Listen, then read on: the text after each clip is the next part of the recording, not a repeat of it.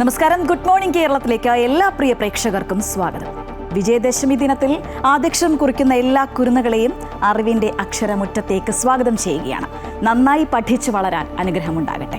ഇന്നത്തെ മറ്റൊരു പ്രത്യേകത ഗാന്ധി ജയന്തിയാണ്. അന്താരാഷ്ട്ര അഹിംസാ ദിനമായാണ് ഗാന്ധി ജയന്തി നമ്മൾ കൊണ്ടാടുന്നത്. എല്ലാവർക്കും അറിയാം. ചിന്തയുടെയും പ്രചോദനത്തിൻ്റെയും ഒക്കെ ഓർമ്മ ദിനം കൂടിയാണ്. ഒപ്പം RSSന് ഇന്ന് 100 വയസ്സ് തികയുകയാണ്. സ്വയം സേവകരുടെ പഥസഞ്ചലനമടക്കം രാജ്യമെങ്ങും വിപുലമായ പരിപാടികളാണ് ഒരുക്കിയിട്ടുള്ളത്. അങ്ങനെ ഒരുപാട് വാർത്തകളുണ്ട്. നമുക്ക് വിശദമായി തന്നെ നോക്കാം. ആദ്യം പ്രധാന തലക്കെട്ടുകളിലേക്ക്.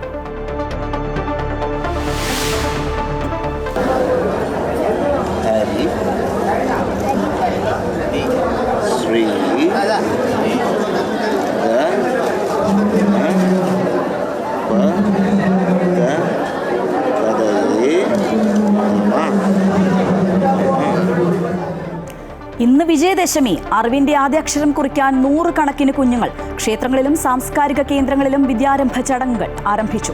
കൊല്ലൂർ മൂകാംബിക ക്ഷേത്രത്തിൽ ഉൾപ്പെടെ വൻ ഭക്തജന തിരക്ക്.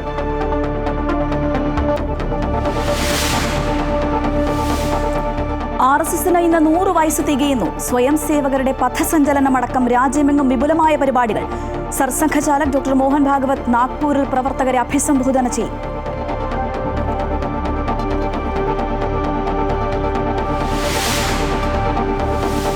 6 മാസം മുമ്പ് സംഭരിച്ച നെല്ലിന്റെ വില ഇതുവരെ ലഭിച്ചില്ല. അപ്പർ കുട്ടനാട്ടിലെ നെൽകർഷകർ കടുത്ത സാമ്പത്തിക പ്രതിസന്ധി. പണമില്ലാത്തതിനാൽ അടുത്ത സീസണിലെ പണികൾ പാതി വഴി.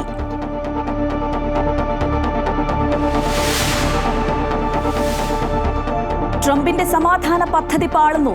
നെറ്റ്സാരിം ഇടനാഴി പിടിച്ചെടുത്ത് ഗാസയെ 2ആയി വിഭജിച്ചുവെന്ന് ഇസ്രായേൽ. ജനങ്ങൾ ഉടൻ ഗാസ വിടണമെന്ന മുന്നറിയിപ്പ്. അല്ലാത്തവരെ ഭീകരവാദികളായി കണക്കാക്കും. സഹായവുമായി എത്തിയ ബോട്ടുകൾ തടഞ്ഞ് ഇസ്രായേൽ നാവികസേന. സ്വീഡിഷ് പരിസ്ഥിതി പ്രവർത്തക ഗ്രേറ്റ തൻബർഗ് അടക്കമുള്ളവർ ബോട്ടിൽ.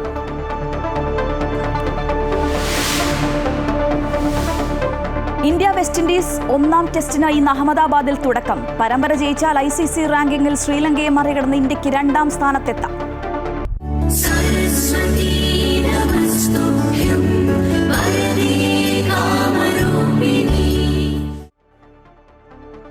തുടക്കത്തിൽ പറഞ്ഞതുപോലെ ഇന്ന് വിജയദശമിയാണ്. 10 ദിവസത്തെ നവരാത്രി ഉത്സവത്തിന് സമാപനം കുറിച്ച് 11ാം ദിവസമാണ് ഇത്തവണത്തെ വിജയദശമി. 100 കണക്കിന് കുഞ്ഞുങ്ങൾ ഇന്ന് അറിവിൻ്റെ ആദ്യാക്ഷരം കുറിക്കുന്നുണ്ട്. ക്ഷേത്രങ്ങളിലും സാംസ്കാരിക കേന്ദ്രങ്ങളിലും വിദ്യാരംഭ ചടങ്ങുകളൊക്കെ തുടങ്ങിയിട്ടുണ്ട്. ഞങ്ങളുടെ റിപ്പോർട്ടർമാരെല്ലാവരും റെഡിയാണ്. വിവിധയിടങ്ങളിലായി എല്ലാവരും സജ്ജരാണ്.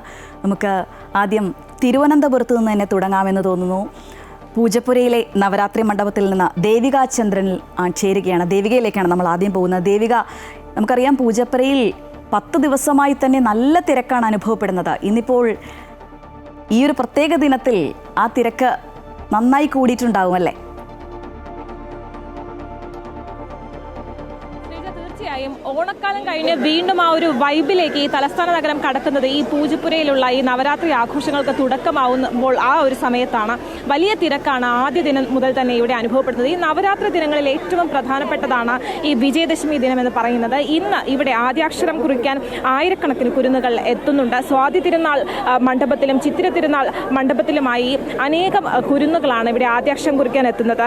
ഈ സാംസ്കാരിക മേഖലയിലെ പ്രമുഖർ ഈ കുട്ടികളെ ആദ്യാക്ഷരം എഴുതിക്കാൻ എത്തിയിട്ടുണ്ട്.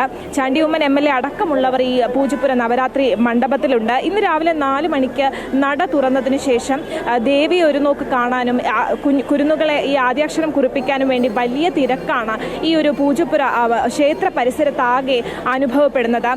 5:30ക്കാണ് ഇവിടെ വിദ്യാരംഭം ആരംഭിച്ചത്. ഈ അല്പസമയത്തിനകം സംഗീത വിദ്യാരംഭത്തിനും ഈ പൂജപ്പുര നവരാത്രി മണ്ഡപത്തിൽ തുടക്കമാകും. ഇവിടെ ഏറ്റവും പ്രത്യേകത എന്നുള്ളത് ഈ വേളിമല കുമാരസ്വാമിക്ക് ഭക്തി നിർഭരമായ സ്വീകരണം ഇന്ന് 9 മണിയോടെ നൽകും.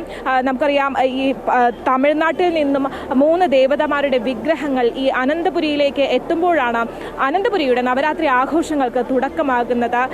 ഈ ഉദിത് നങ്കാദേവി, കുമാരസ്വാമി, സരസ്വതി ദേവി, പത്മനാഭപുരം കൊട്ടാരക്കെട്ട് തേവാരക്കെട്ടിൽ നിന്നുമുള്ള ഈ സരസ്വതി ദേവി, ഇവരുടെ വിഗ്രഹങ്ങൾ ഈ തലസ്ഥാന നഗരിയിലേക്ക് എത്തുമ്പോഴാണ് തലസ്ഥാനത്തിൻ്റെ യഥാർത്ഥ നവരാത്രി ആഘോഷങ്ങൾക്ക് തുടക്കമാകുന്നത്.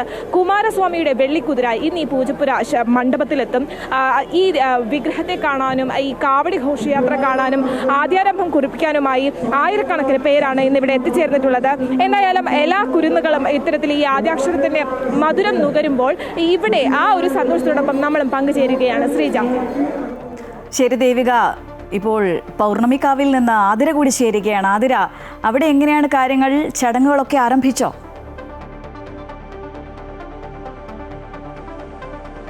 ശ്രീജ, ഇന്ന് നവരാത്രി മഹോത്സവത്തിൻ്റെ ഇന്ന് വിദ്യാരംഭം കുറിക്കുവാനായി കുരുന്നുകളൊക്കെ തന്നെ ഒരുങ്ങുകയാണ്. ഞാൻ ഇപ്പോഴുള്ളത് തിരുവനന്തപുരം വെങ്ങാനൂരിലെ പൗർണമി കാവിലാണ്. ഈ ക്ഷേത്രം എന്ന് പറയുന്നത് 51 അക്ഷരദേവതകളുള്ള ക്ഷേത്രമാണ്. അതുകൊണ്ട് തന്നെ ഇവിടെ ഈ വിദ്യാരംഭ ദിവസത്തിൽ ഇവിടെ ആദ്യാക്ഷരം കുറിക്കുന്നത് അത്രയധികം ശ്രേഷ്ഠമായാണ് കരുതപ്പെടുന്നത്.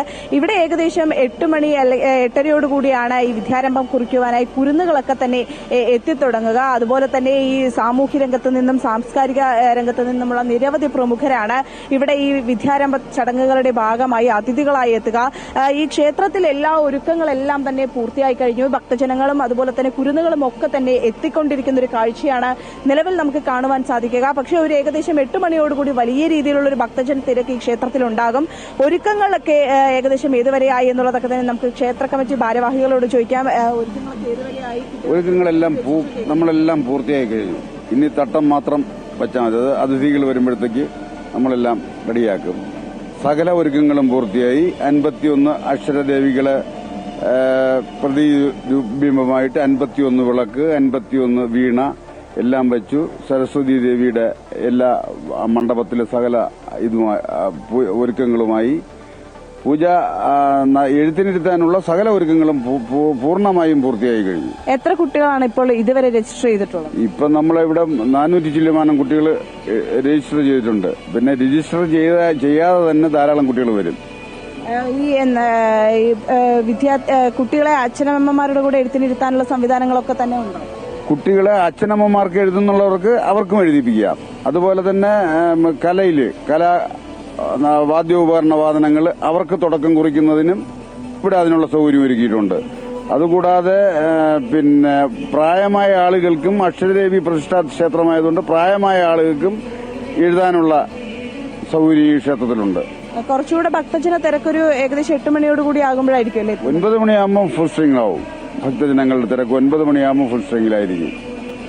തീർച്ചയായും അങ്ങനെ തന്നെയാണ് ശ്രീജ. കാരണം ഇപ്പോൾ ആളുകളൊക്കെ എത്തി തുടങ്ങുന്നതേയുള്ളൂ. ഒരു 8 മണി 8:30 ആയിരിക്കും ഈ വിദ്യാരംഭ ചടങ്ങുകൾ. കുട്ടികൾ ആദ്യാക്ഷരം കുറിക്കുവാനായി ഇവിടെ എത്തി തുടങ്ങുക. അതിനുള്ള എല്ലാ ഒരുക്കങ്ങളെല്ലാം തന്നെ പൂർത്തിയായി. ഇനി കുരുന്നുകൾക്കായുള്ള കാത്തിരിപ്പിലാണ്. ഏതായാലും ഇനി ഒരു അല്പസമയത്തിനകം തന്നെ ഇവിടെ വിദ്യാരംഭ ചടങ്ങുകൾക്ക് തുടക്കമാകും. ഈ പൗർണമിക്കാവിൽ 8:30 ആയിരിക്കും ഈ ചടങ്ങുകളൊക്കെ തന്നെ ആരംഭിക്കുക. ഇപ്പോൾ ഭക്തജനങ്ങളൊക്കെ തന്നെ ഈ ക്ഷേത്രത്തിലേക്ക് എത്തിത്തുടങ്ങുന്ന ഒരു കാഴ്ചയാണ്. കുരുന്നുകൾ ഒക്കെ തന്നെ എത്തിത്തുടങ്ങുന്ന ഒരു കാഴ്ചയാണ്. ഒക്ടോബർ 7-നാണെന്ന് ഞാൻ കരുതുന്നു ഇതിന്റെ ഒരു സമാപനം. ഈ നവരാത്രി മഹോത്സവത്തിന്റെ സമാപനം ഒക്ടോബർ 7 നവരാത്രി ആഘോഷങ്ങളുടെ സമാപനം ഉണ്ടാകും. ഏതായാലും ഇപ്പോൾ ഈ വിജയദശമി ദിനത്തോടനുബന്ധിച്ച് ഇവിടെ വലിയ രീതിയിൽ ഉള്ള ആഘോഷ പരിപാടികളൊക്കെ തന്നെ ഈ നവരാത്രി മഹോത്സവത്തിന്റെ ഭാഗമായി ഒരുക്കിയിരുന്നു. അതിനൊക്കെയുള്ള ഒരു സമാപനത്തിലേക്ക് അടുക്കുകയാണ്. ഇന്ന് വിജയദശമി ദിനത്തിൽ വിദ്യാരംഭം കുറിക്കുന്നതോടുകൂടി നവരാത്രി മഹോത്സവത്തിന്റെ ഒരു സമാപനത്തിലേക്ക് കടക്കുകയാണ്. ഏതായാലും പൗർണമിക്കാവ് പൂർണ്ണ സജ്ജമാണ്. വിദ്യാരംഭം കുറിക്കുവാനായി കുരുന്നുകൾ ഇനി എത്തിയാൽ മാത്രം മതി. ബാക്കി എല്ലാ കാര്യങ്ങളും ഒരുക്കി ആ കുരുന്നുകൾക്കായുള്ള കാത്തിരിപ്പിലാണ്. ശരി അതിര സൂചിപ്പിച്ച പോലെ എന്തായാലും പൗർണമിക്കാവിൽ ചടങ്ങുകൾ ആരംഭിച്ചിട്ടില്ല. കുറച്ചു സമയം എടുക്കും. 8:30 ആകുമെന്നാണ് അതിര പറയുന്നത്. നമുക്ക് പനച്ചിക്കാട് ദക്ഷിണ മൂകാംബിക ക്ഷേത്രത്തിൽ നിന്നുള്ള വിവരങ്ങൾ കൂടി അറിയേണ്ടതുണ്ട്. ശ്രീജിത്ത് നായർ അവിടെ നിന്ന് ചേരുകയാണ്. ശ്രീജിത്ത്, പക്ഷേ പുലർച്ചെ 4 മണിയോടെ തന്നെ അവിടെ വിദ്യാരംഭ ചടങ്ങുകൾ തുടങ്ങിയെന്നാണ് അറിയാൻ കഴിയുന്നത്. നല്ല തിരക്കാണ് എന്ന് മനസ്സിലാക്കുന്നു. എന്താണ് പങ്കുവയ്ക്കാൻ കഴിയുന്ന വിവരങ്ങൾ?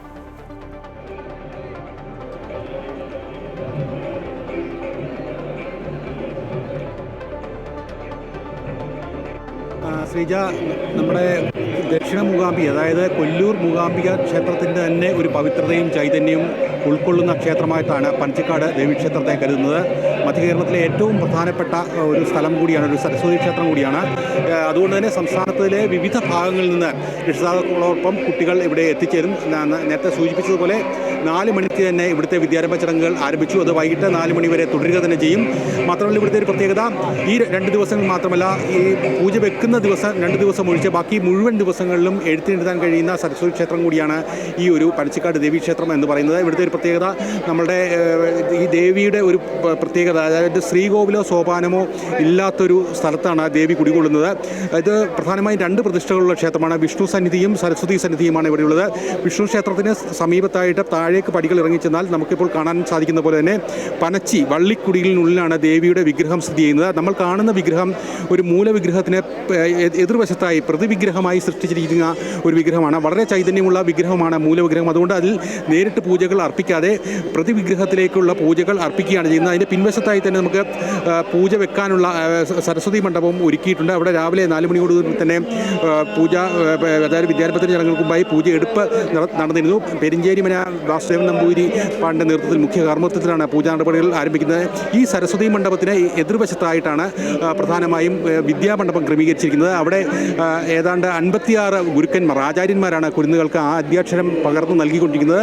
വിപുലമായ ഒരുക്കങ്ങൾ ഇവിടെ പൂർണ്ണമായും സജ്ജീകരിച്ചിട്ടുണ്ട്. പ്രത്യേകിച്ച് വളരെ സുഗമമായി ഇന്ന് എഴുത്തിനിർത്താൻ കഴിയുന്നൊരു സാഹചര്യം നിലവിലുണ്ട്. കാരണം ചില സമയങ്ങളിലൊക്കെ ഇവിടെ മഴ ഒരു തടസ്സം ഉണ്ടായിരുന്നു. പക്ഷേ ഇപ്പോൾ അതൊക്കെ മാറി നല്ല തെളിഞ്ഞ അന്തരീക്ഷം, കുട്ടികൾ വളരെ സന്തോഷവാന്മാരായി തന്നെ ആദ്യ അക്ഷരം അല്ലെങ്കിൽ അന്ധകാരത്തിൽ നിന്ന് അറിവിൻ്റെ വെളിച്ചത്തിലേക്ക് പകരാൻ പറ്റുന്ന ഒരു കാലാവസ്ഥയും എല്ലാം തന്നെ വളരെ സജ്ജീകരിച്ച് വളരെ പൂർണ്ണമായും ഈ അധികാരികൾ സജ്ജീകരിച്ചിരിക്കുന്നതുകൊണ്ട് വളരെ സുഗമമായി തന്നെ ഈ എഴുത്തിനിർത്തി ചടങ്ങുകൾ പുരോഗമിക്കും. മാത്രമല്ല നമുക്ക് കാണാനാവുന്ന പോലെ തന്നെ ഈ സരസ്വതി ക്ഷേത്രത്തിൻ്റെ എതിർവശത്തായ ഒരു അരമതിലിൽ ഈ പൂഴിമണൽ നിറച്ചിട്ടുണ്ട്. ഇവിടെ നമുക്ക് എല്ലാവരും തന്നെ ആദ്യാക്ഷരം കുറിക്കുന്നവർ മാത്രമല്ല, നമ്മൾ അക്ഷരലോകത്ത് ഉള്ള എല്ലാവരും തന്നെ വീണ്ടും അവരുടെ ചടങ്ങുകൾ പുതുക്കുന്നതിൻ്റെ ഭാഗമായി ഹരിശ്രീ കുറിക്കാൻ പറ്റുന്ന ഒരു സാഹചര്യം ഇവിടെ പ്രത്യേകമായി തന്നെ സജ്ജീകരിച്ചിരിക്കുന്നു. അത് പ്രത്യേകിച്ച് വിശ്വാസികൾക്ക് ദേവിയുടെ തൊട്ടു മുമ്പിൽ തന്നെ നിന്ന് ഹരിശ്രീ തങ്ങളുടെ അക്ഷരലോകത്തെ ആ പുണ്യം, അക്ഷരപുണ്യത്തിൻ്റെ ചൈതന്യം വീണ്ടും ഉൾക്കൊള്ളാൻ കഴിയുന്നു ഒരു പ്രത്യേകതയും ഈ ക്ഷേത്രത്തിനുണ്ട്. സമാനമായൊരു സാഹചര്യം തന്നെയാണ് നമുക്ക് ചോറ്റാനിക്കരയിലും കാണാൻ. പക്ഷേ ചോറ്റാനിക്കരയിൽ അല്പസമയം കഴിഞ്ഞ് ഒരു 8 മണിയോടുകൂടി മാത്രമേ, പന്തീരടി പൂജ കഴിഞ്ഞ ശേഷം മാത്രമേ അവിടെ ഇന്നത്തെ എഴുത്തിനിർത്തി ചടങ്ങുകൾ ആരംഭിക്കുള്ളൂ. പക്ഷേ അവിടെ പൂർണ്ണമായും സജ്ജമാണ്. മാത്രമല്ല അവിടെ കഴിഞ്ഞ ദിവസങ്ങളിലൊക്കെ വലിയ കലാപരിപാടികൾ നടന്നിരുന്നു. അതിൻ്റെ ഒരു തുടർച്ചയായി ഇന്നും കലാപരിപാടികൾ നടക്കുന്നുണ്ട്. ഇതേ സമാനമായ സാഹചര്യത്തിൽ വടക്കൻ പറവൂരിലെ ദക്ഷിണ മൂകാംബിക എന്ന് അറിയപ്പെടുന്ന ക്ഷേത്രമുണ്ട്. അവിടെയും സമാനമായ സാഹചര്യത്തിൽ തന്നെ ഇപ്പോൾ ഈ ഒരു വിദ്യാരംഭ ചടങ്ങുകൾ പുരോഗമിച്ചുകൊണ്ടിരിക്കുകയാണ്. അവിടെയും സരസ്വതി ചൈതന്യം തന്നെ അങ്ങനെ തന്നെ ആവർത്തിക്കപ്പെട്ട സ്ഥലമായാണ് കരുതുന്നത്. അവിടെ പറവൂരിലെ നാടുവാഴിയായിരുന്ന ഒരു തമ്പുരാൻ, കൊല്ലൂർ മൂകാംബിക ഭക്തനായിരുന്നു. അദ്ദേഹത്തിൻ്റെ ഒരു വിശ്വാസപ്രകാരം ആണ് ആ ക്ഷേത്രത്തിൽ സരസ്വതി ചൈതന്യം എത്തിപ്പെട്ടത്. അവിടെ സരസ്വതി ഒരു വെള്ള വസ്ത്രത്തിൽ അല്ലെങ്കിൽ സരസ്വതി പുറത്ത് സ്ഥിതി ചെയ്യുന്നതാണ് കരുതപ്പെടുന്നത്. അവിടെ സരസ്വതി ചൈതന്യം പുറത്തേക്ക് ആവാഹിച്ച ശേഷമാണ് അവിടെ ഈ തരത്തിലുള്ള വിദ്യാരംഭ ചടങ്ങുകൾ പുരോഗമിച്ചുകൊണ്ടിരിക്കുന്നത്. എന്തായാലും ഈ മധ്യ കേരളത്തിലെ എല്ലാ ക്ഷേത്രങ്ങളിലും വിദ്യാരംഭ ചടങ്ങുകൾ വളരെ സുഗമമായി പുരോഗമിച്ചുകൊണ്ടിരിക്കുകയാണ്. ശ്രീജ. ശരി ശ്രീജിത്ത്, ദക്ഷിണ മൂകാംബിക എന്നറിയപ്പെടുന്ന പനച്ചിക്കാട് ദേവീക്ഷേത്രത്തിൽ അറിവിൻ്റെ അധ്യക്ഷം കുറിക്കാനായി ആയിരങ്ങൾ ഇപ്പോൾ തന്നെ എത്തി തുടങ്ങിയിരിക്കുന്നു. പുലർച്ചെ 4 മണിയോടെ തന്നെ അവിടെ വിദ്യാരംഭ ചടങ്ങുകൾ ആരംഭിച്ചു കഴിഞ്ഞു. പക്ഷേ പലയിടത്തും ഇപ്പോഴും വിദ്യാരംഭ ചടങ്ങുകൾ ആരംഭിച്ചിട്ടില്ല. എന്തായാലും നമുക്ക് ഉത്തരേന്ത്യയിലേക്കൊന്ന് പോയി വരാം. വിജയദശമി അവിടെയും വിപുലമായി തന്നെ ആഘോഷിക്കുന്നുണ്ട്. ഡൽഹി ഉത്തര ഗുരുവായൂരപ്പൻ ക്ഷേത്രത്തിലുമൊക്കെ വിപുലമായി വിദ്യാരംഭ ചടങ്ങുകളുണ്ട് എന്നാണ് അറിയാൻ കഴിയുന്നത്. പ്രശാന്ത് ചേരുകയാണ്. പ്രശാന്ത്, അവിടെ എങ്ങനെയാണ് കാര്യങ്ങൾ? 100 കണക്കിന് കുട്ടികൾ തന്നെയല്ലേ ആദ്യാക്ഷരം കുറിക്കാനായി ക്ഷേത്രത്തിൽ എത്തുക? 8 മണി മുതലാണോ വിദ്യാരംഭ ചടങ്ങുകളൊക്കെ ആരംഭിക്കുക?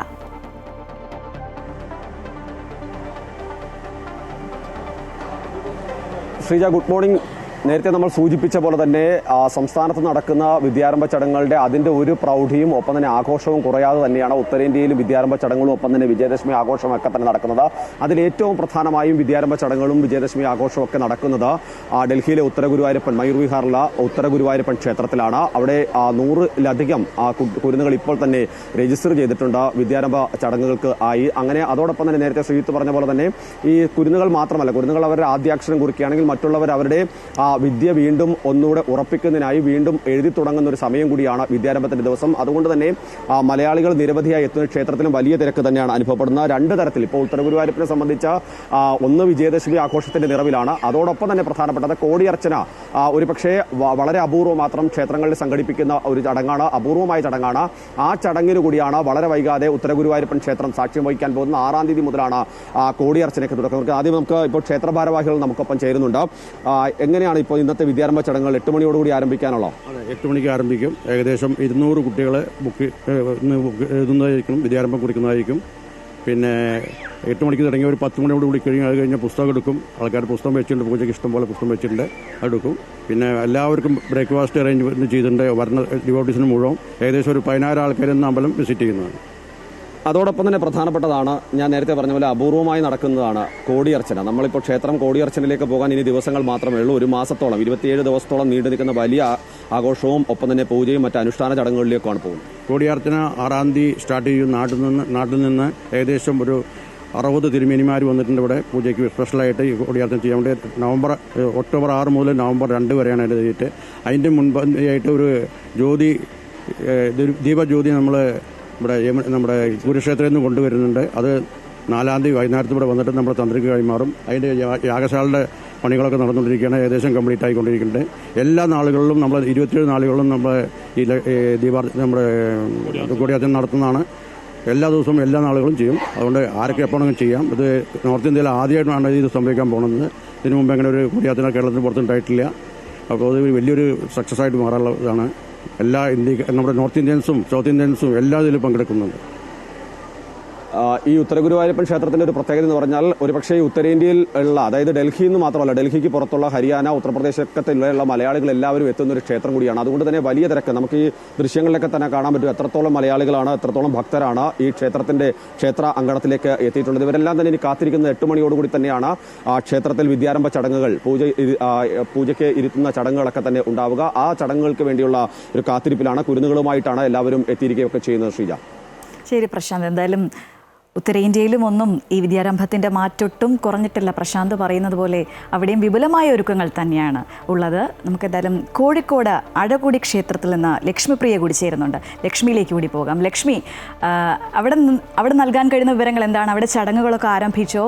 ഏതൊക്കെ പ്രമുഖരാണ് അവിടെ കുട്ടികളെ എഴുത്തി നിർത്താനായി എത്തിയിട്ടുള്ളത്? ശ്രീജ, കുട്ടികളെല്ലാം ഇന്ന് അറിവിൻ്റെ ലോകത്തേക്ക് കടക്കാൻ പോവുകയാണ്. ഏതായാലും ഇവിടെ 8 മണിയോട് കൂടിയാണ് അഴകൊടി ക്ഷേത്രത്തിൽ ചടങ്ങുകളെല്ലാം ആരംഭിക്കുന്നത്. അതുപോലെ തന്നെ ഈ വിജയദശമി ദിനത്തോടനുബന്ധിച്ചുള്ള ചടങ്ങുകളെല്ലാം ഇപ്പോൾ പുരോഗമിക്കുകയാണ്. നമുക്കിപ്പോൾ കാണാം ക്ഷേത്രത്തിനകത്തേക്ക് ആളുകൾ കയറാൻ, അതായത് ചടങ്ങുകളൊക്കെ കഴിഞ്ഞ് അവിടെ ദേവീനെ സന്ദർശിക്കാൻ കയറാൻ വേണ്ടിയിട്ടുള്ള ക്യൂ നമുക്ക് കാണാൻ കഴിയുന്നുണ്ട്. ഏതൊരു 8 മണിയോട് കൂടി തന്നെയാണ് ഇവിടെ വിദ്യാരംഭത്തിൻ്റെ ചടങ്ങുകൾ ആരംഭിക്കുക. ഇതുമായി ബന്ധപ്പെട്ട് നമുക്ക് ക്ഷേത്ര കമ്മിറ്റി ആളുകളോട് തന്നെ ചോദിക്കാം കൂടുതൽ കാര്യങ്ങൾ എന്തൊക്കെയാണെന്നുള്ളത്. ഏതായാലും കഴിഞ്ഞ തവണ 600-ലധികം കുട്ടികൾ ഇവിടേക്ക് എത്തിച്ചേർന്നിട്ടുണ്ട് എന്നുള്ളതാണ് നമുക്ക് ലഭിച്ചിരിക്കുന്ന വിവരം. ഇപ്പോൾ 250 കുട്ടികളാണ് ഓൺലൈനായി രജിസ്റ്റർ ചെയ്തിരിക്കുന്നത്. ഏതായാലും അതായത് അവസാന നിമിഷത്തിലടക്കം ആളുകൾ ഇവിടേക്ക് വിദ്യാരംഭത്തിനായി എത്തുന്നുണ്ട് എന്നുള്ള കാര്യങ്ങളടക്കം ക്ഷേത്ര കമ്മിറ്റി അംഗങ്ങൾ പറയുന്നുണ്ട്. നമുക്ക് കൂടുതൽ വിവരങ്ങൾ എന്തൊക്കെയാണ്? ഇപ്പോൾ പറഞ്ഞല്ലോ, അറിവിൻ്റെ ആദ്യാക്ഷരം കുറിക്കുക എന്നുള്ളൊരു ഇതാണ് വിജയദശമി ദിവസം നടക്കുന്നത്. ക്ഷേത്രത്തിൽ ഏതാണ്ട് 250ഓളം ബുക്കിംഗ് ആയിക്കഴിഞ്ഞു. ഇനിയും ഏറ്റവും അവസാനം വരുന്ന ഒരു കുഞ്ഞിനെയും അറിവിൻ്റെ ആദേശം കുറിച്ചതിന് ശേഷമേ ഇവിടുന്ന് പറഞ്ഞയക്കാറുള്ളൂ. അപ്പോൾ അതിന് ഞങ്ങൾ സമയം പ്രശ്നമല്ല. പിന്നെ ആരുടെയൊക്കെ നേതൃത്വത്തിലാണ് ഇവിടുത്തെ മേൽശാന്തി ശ്രീ കൃഷ്ണപ്രസാദ് ഭട്ടും തൊട്ടടുത്ത കീഴ്ശാന്തിയായ കേശവൻ നമ്പൂതിരിയും കൂടിയാണ് ഈ കാര്യങ്ങൾ ചെയ്തു കൊടുക്കുന്നത്. അപ്പോൾ ഇത് തന്നെയാണ് ക്ഷേത്ര കമ്മിറ്റിക്കാരും പറയുന്നത്. കഴിഞ്ഞ തവണ 300-ലധികം ആളുകളും അതിന് മുൻ വർഷങ്ങളിലെല്ലാം 600-ലധികം ആളുകളടക്കം ഇവിടേക്ക് കുരുന്നുകളെ ആദ്യാക്ഷരം കുറിക്കാനായി എത്തിച്ചിട്ടുണ്ടായിരുന്നു എന്നുള്ള വിവരമാണ് ഇപ്പോൾ നമുക്ക് ലഭിക്കുന്നത്. ഏതായാലും 8 മണിയോട് കൂടി തന്നെ ഇവിടെ ചടങ്ങുകൾ ആരംഭിക്കും. ശ്രീജ. ശരി ലക്ഷ്മി. കൊല്ലൂരിൽ നിന്ന് നമ്മുടെ പ്രതിനിധി അനൂപ് നീലേശ്വരം കൂടി ചേരുകയാണ്. അനൂപ്, കൊല്ലൂർ മൂകാംബിക സന്നിധിയിൽ പുലർച്ചെ 3:30 മണിയോടെ തന്നെ വിദ്യാരംഭ ചടങ്ങുകളൊക്കെ തുടങ്ങിയെന്നാണ് അറിയാൻ കഴിയുന്നത്. ക്ഷേത്രത്തിൽ സരസ്വതി മണ്ഡപത്തിന് സമീപവും യാഗശാലയിലും പുറത്തുമൊക്കെയായി വിദ്യാരംഭ ചടങ്ങുകൾ നടക്കുകയല്ലേ? ശ്രീജ, വാഗ്ദേവതാ സന്നദ്ധിയായ കൊല്ലൂർ മൂകാംബികയിൽ പുലർച്ചെ 3:30 മണിയോടുകൂടി തന്നെ വിദ്യാരംഭ ചടങ്ങുകൾക്ക് തുടക്കം കുറിച്ചു. ആയിരക്കണക്കിന് കുരുന്നുകളാണ് ഇവിടെ അറിവിന്റെ ആദ്യാക്ഷരം കുറിക്കാനായി ദേവീ സന്നിധിയിൽ എത്തിയിരിക്കുന്നത്. സർവ്വവേദപ്പൊരുളായ അമ്മയുടെ സന്നദ്ധിയിൽ വിദ്യാരംഭം കുറിക്കുക എന്നത് വിശ്വാസികൾക്ക് ഏറെ പ്രാധാന്യമുള്ള കാര്യമാണ്. കേരളത്തിൽ നിന്നടക്കം ആയിരക്കണക്കിന് കുരുന്നുകൾ എത്തിയിട്ടുണ്ട്. ഇതിനകം 1500ഓളം കുട്ടികൾ ഇവിടെ പുലർച്ചെ 3:30 മണിക്ക് ആരംഭിച്ച വിദ്യാരംഭ ചടങ്ങിൽ വെച്ച് ഹരിശ്രീ ആദ്യാക്ഷരം കുറിച്ചു കഴിഞ്ഞു. സരസ്വതി മണ്ഡപത്തോട് ചേർന്നുള്ള ചണ്ഡികാ യാഗശാലയിൽ നടന്നു വരുന്ന വിദ്യാരംഭ ചടങ്ങുകളുടെ ദൃശ്യങ്ങളാണ് നാം കാണുന്നത്. രാവിലെ 3:30 മണിക്ക് തന്നെ തുടങ്ങി. ആയിരക്കണക്കിന് മലയാളികൾ ദർശനത്തിനായും എത്തിയിട്ടുണ്ട്. 20ഓളം പുരോഹിതന്മാരുടെ കാർമ്മികത്വത്തിലാണ് ഇവിടെ വിദ്യാരംഭ ചടങ്ങുകൾ നടന്നു വരുന്നത്. രാവിലെ ഗണപതി മന്ത്രോച്ചാരണത്തോടു കൂടിയാണ് കൊല്ലൂരിൽ വിജയദശമി ദിനത്തിൽ വിദ്യാരംഭ ചടങ്ങുകൾക്ക് തുടക്കം കുറിച്ചത്. 20ഓളം പുരോഹിതന്മാർ ഇതിനായി ഇവിടെ കുട്ടികൾക്ക് ആദ്യാക്ഷരം കുറിക്കുന്ന ചടങ്ങിനായി തയ്യാറായിട്ടുണ്ട്. അവർ അതിന്റെ കാർമ്മികത്വം വഹിച്ചു വരികയാണ്. അതിന്റെ തിരക്കിന്റെ ദൃശ്യങ്ങളാണ് നാം ഇപ്പോൾ കണ്ടുകൊണ്ടിരിക്കുന്നത്. കൊല്ലൂരിൽ മൂകാംബിക അമ്മയ്ക്ക് ഇന്ന് വിജയോത്സവ ദിനം കൂടിയാണ്. ഏറെ വൈകിട്ട് സൗവർണികാ തീരത്തെ ഓലക മണ്ഡപത്തിലേക്കുള്ള അമ്മയുടെ എഴുന്നള്ളത്ത് നടക്കുന്നതോടുകൂടിയാണ് പ്രസിദ്ധമായ നവരാത്രി മഹോത്സവത്തിന് കൊല്ലൂരിൽ സമാപനം കുറിക്കുക. പുലർച്ചെ 3:30 മണിക്ക് തുടങ്ങിയ വിദ്യാരംഭ ചടങ്ങുകൾ തുടരുന്നതിന്റെ ദൃശ്യങ്ങളാണ് നാം ഇപ്പോൾ കാണുന്നത്. കേരളത്തിൽ നിന്നടക്കം ആയിരക്കണക്കിന് കുരുന്നുകൾ അറിവിന്റെ ആദ്യാക്ഷരം കുറിക്കാനായി എത്തിക്കഴിഞ്ഞു. 1500ഓളം കുട്ടികൾ ഇതിനകം ഇവിടെ ആദ്യാക്ഷരം കുറിച്ചു കഴിഞ്ഞു. ഇത് ഉച്ചവരെ തുടരുമെന്നാണ് നമുക്ക് ക്ഷേത്രത്തിൽ നിന്നും ലഭിക്കുന്ന വിവരം. ശ്രീജ. ശരി അനൂപ. കരഞ്ഞും ചിരിച്ചുമൊക്കെ ആയിരക്കണക്കിന് കുരുന്നുകളാണ് സംസ്ഥാനത്ത് വിവിധയിടങ്ങളിലായി അങ്ങോളം ഇങ്ങോളം അറിവിൻ്റെ ആദ്യാക്ഷരം കുറിച്ചുകൊണ്ടിരിക്കുന്നത്. വിവരങ്ങളുമായി ഒപ്പം ചേരുകയായിരുന്നു നമ്മളുടെ വിവിധയിടങ്ങളിൽ നിന്നുള്ള റിപ്പോർട്ടർമാർ. പ്രതിപക്ഷ നേതാവ് വി ഡി സതീശൻ കുഞ്ഞുങ്ങൾക്ക് ആദ്യാക്ഷരം കുറിക്കുന്നു. പറവൂർ MLA ഓഫീസിലാണ് വിദ്യാരംഭ ചടങ്ങുകൾ നടക്കുന്നത്.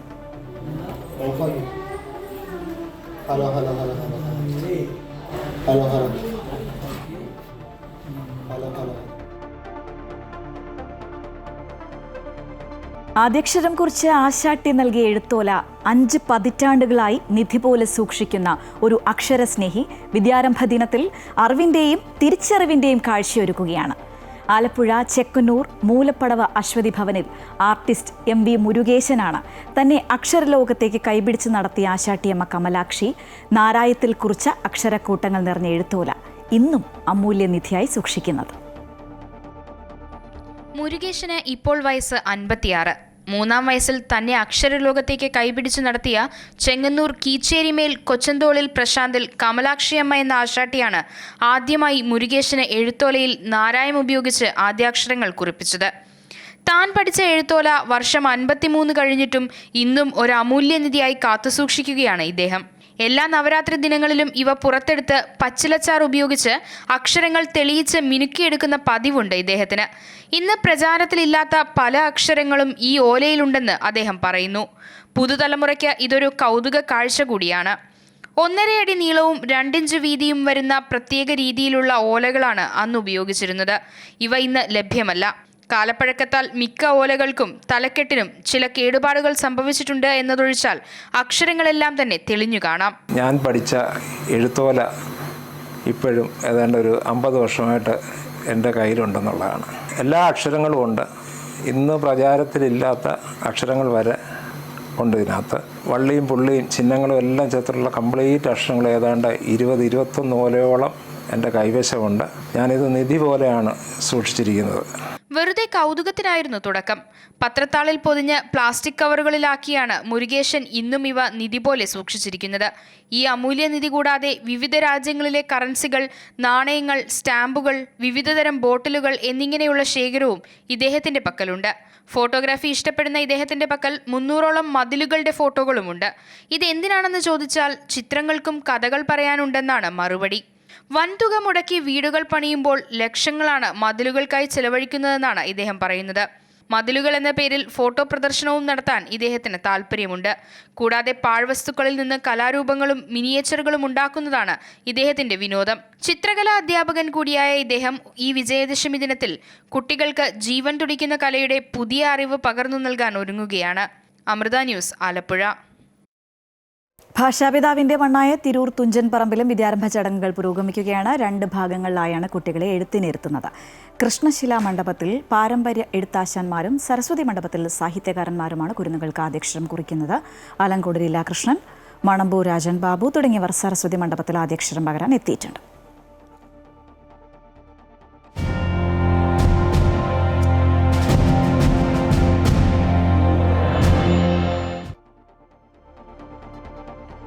രാഷ്ട്രീയ സ്വയം സേവക് സംഘ് ശതാബ്ദിയുടെ നിറവിൽ 1925 വിജയദശമി ദിനത്തിലാണ് RSS എന്ന സംഘടനയ്ക്ക് തുടക്കമാകുന്നത്. ഒരു വർഷം നീണ്ടു നിൽക്കുന്ന ശതാബ്ദി ആഘോഷങ്ങൾക്ക് ഇന്ന് തുടക്കമാകും. സ്വയം സേവകരുടെ പഥസഞ്ചലനമടക്കം രാജ്യമെങ്ങും വിപുലമായ പരിപാടികളാണ് ആസൂത്രണം ചെയ്തിട്ടുള്ളത്. സർസംഘചാലക് ഡോക്ടർ മോഹൻ ഭാഗവത് ഇന്ന് നാഗ്പൂരിൽ പ്രവർത്തകരെ അഭിസംബോധന ചെയ്യും. ഗേവാർ പറഞ്ഞു, ഇന്ന് സംഘം ആരംഭിക്കുകയാണ്.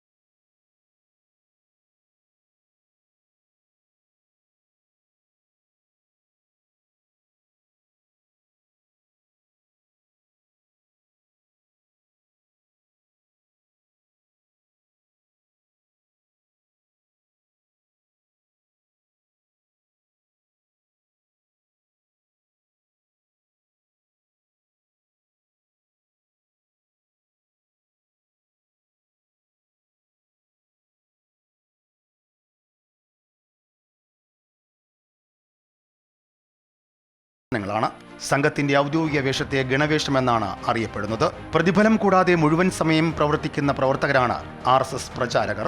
RSSനൊപ്പം നിൽക്കുന്ന സംഘപരിവാർ സംഘടനകളും ഏറെയുണ്ട്. RSSനെ 3 തവണ നിരോധിക്കപ്പെട്ടു. 1948 മഹാത്മാഗാന്ധി വധിക്കപ്പെട്ടതിന് പിന്നാലെയായിരുന്നു ആദ്യത്തെ നിരോധനം. RSS സംഘടനാ പ്രവർത്തകർ അപകടകരമായ പ്രവർത്തനങ്ങൾ നടത്തിയെന്നാരോപിച്ച് സർദാർ വല്ലഭായ് പട്ടേലിന്റെ നേതൃത്വത്തിലുള്ള കേന്ദ്ര ആഭ്യന്തര മന്ത്രാലയമാണ് നിരോധനം അന്ന് ഏർപ്പെടുത്തിയത്. എന്നാൽ രാഷ്ട്രീയ പ്രവർത്തനത്തിൽ നിന്നും മാറി നിൽക്കുമെന്ന അനൌദ്യോഗിക ഉറപ്പിന്മേൽ 18 മാസങ്ങൾക്ക് ശേഷം പട്ടേൽ തന്നെ നിരോധനം പിൻവലിച്ചു. അടിയന്തരാവസ്ഥക്കാലത്തായിരുന്നു RSSനുള്ള അടുത്ത നിരോധനം. ബാബറി മസ്ജിദ് വിഷയത്തിൽ 1992 മൂന്നാമതായി സർക്കാർ അന്ന് RSSനെ നിരോധിച്ചത്. എന്നാൽ കേന്ദ്ര ട്രൈബ്യൂണലിന് മുമ്പാകെ നിരോധന നടപടിയെ വിശദീകരിക്കുന്നതിൽ സർക്കാർ പരാജയപ്പെട്ടു. News desk Amrita news.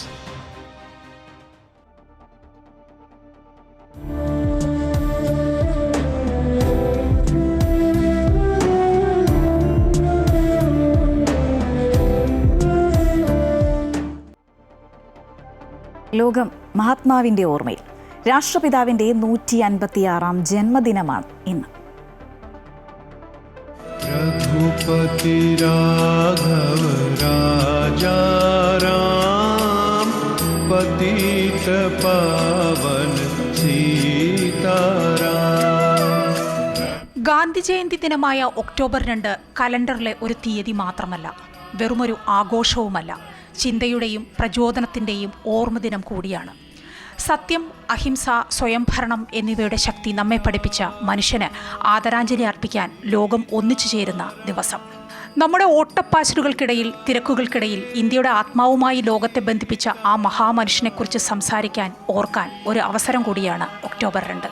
ഗാന്ധിയുടെ സ്വാധീനം കാലത്തിനും അതിരുകൾക്കും അതീതമായി സമാധാനത്തിൻ്റെയും മാനവികതയുടെയും ആഗോള പ്രതീകം കൂടിയാണ്. മഹാത്മാഗാന്ധിയുടെ തത്വങ്ങൾ രാജ്യത്തിൻ്റെ സംസ്കാരത്തിലും മൂല്യങ്ങളിലും ചെലുത്തിയ ആഴത്തിലുള്ള സ്വാധീനം ഒരു ആയുഷ്കാലം മുഴുവൻ സത്യത്തിനും അഹിംസയ്ക്കും വേണ്ടി നിലകൊണ്ടു. രാജ്യത്തിന് സ്വാതന്ത്ര്യം നേടിക്കൊടുത്ത മഹാത്മാവിനോടുള്ള ആദരസൂചകമായി ഐക്യരാഷ്ട്രസഭ ഇതേ ദിവസം അന്താരാഷ്ട്ര അഹിംസാ ദിനമായും ആചരിക്കുകയാണ്. സത്യവും അഹിംസയും ഒരു നാണയത്തിൻ്റെ ഇരുവശങ്ങളാണെന്ന് എന്നും വാദിച്ചിരുന്ന മഹാത്മാവിനെ ആദരിക്കുമ്പോൾ ഒരു കാര്യം മറക്കരുത്. മഹാത്മാവ് സ്വപ്നം കണ്ട ഇന്ത്യയിലേക്ക് നമ്മൾ ഇനിയും നടന്നെത്തിയോ? ഇല്ലെങ്കിൽ ആ സ്വപ്ന സാക്ഷാത്കാരത്തിനായുള്ള മുന്നോട്ടു പോക്ക് എങ്ങനെയായിരിക്കണം? News desk Amrita news.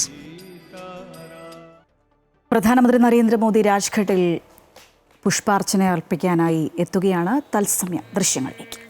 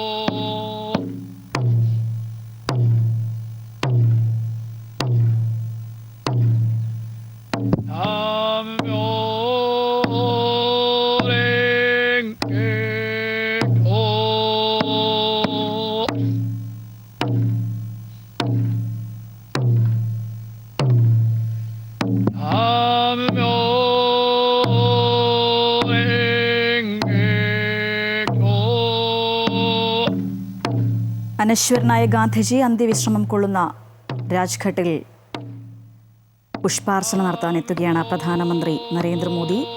രാജ്യം ഒരിക്കലും കൈവിടാൻ പാടില്ലാത്ത മൂല്യങ്ങളുടെ പ്രതീകം കൂടിയാണ് ഗാന്ധിജി ഉറങ്ങുന്ന ആ മണ്ണ്.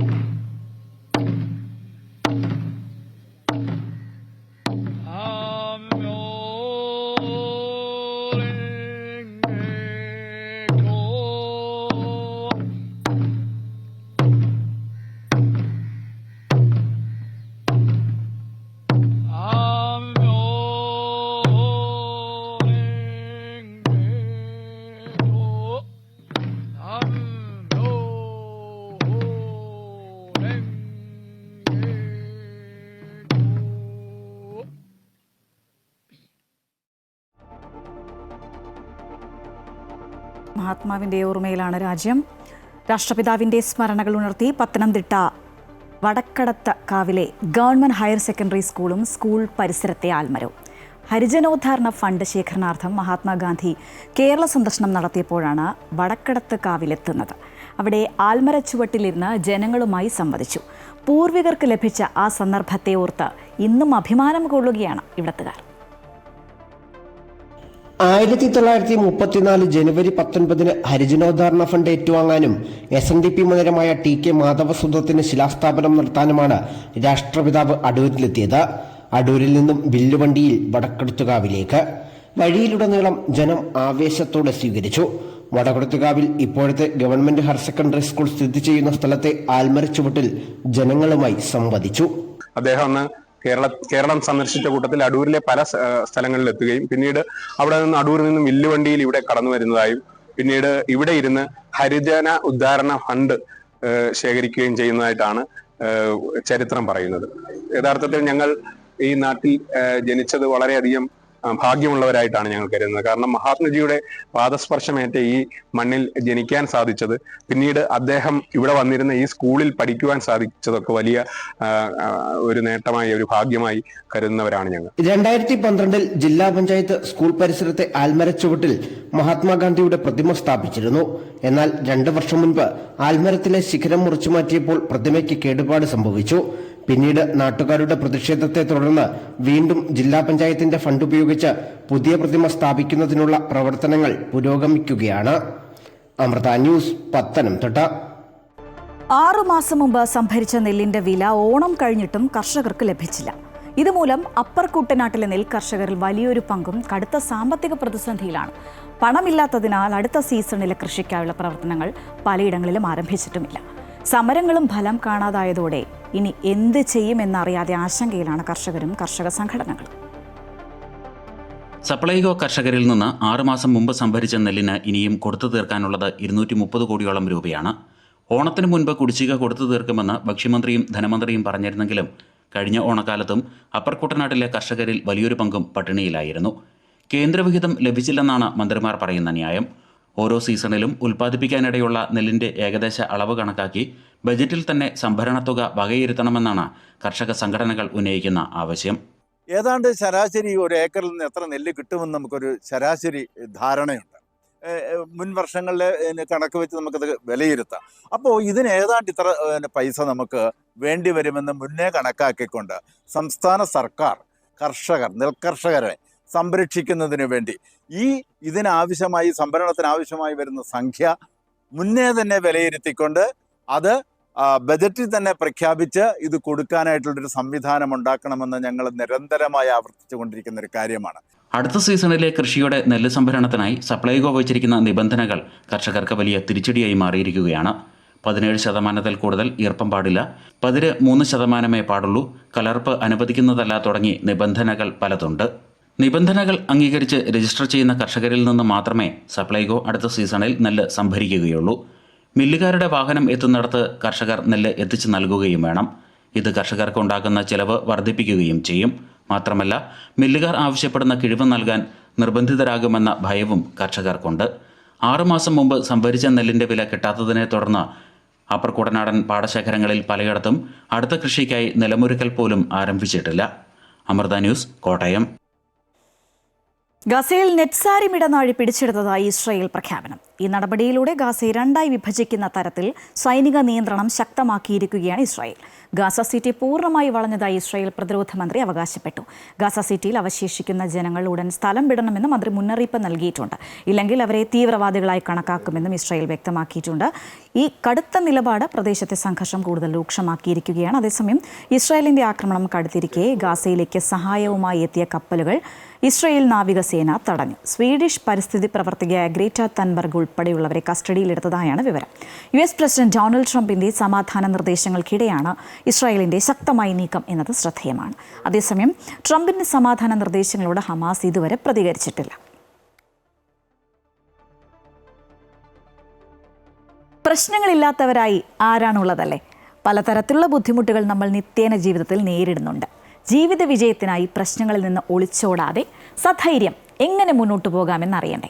ആ കാര്യങ്ങൾ ചൂണ്ടിക്കാട്ടുകയാണ് അമൃത ന്യൂസിൻ്റെ ഗെയിം ചേഞ്ചർ എന്ന സെഗ്മെൻറ്റിലൂടെ പ്രശസ്ത ക്രിക്കറ്റ് കമൻറ്റേറ്ററും സ്പോർട്സ് ബ്രോഡ്കാസ്റ്ററും കോളമിസ്റ്റും മോട്ടിവേഷണൽ സ്പീക്കറും മൃദംഗ വിദ്വാനുമൊക്കെയായ Sreedath S. Pillai.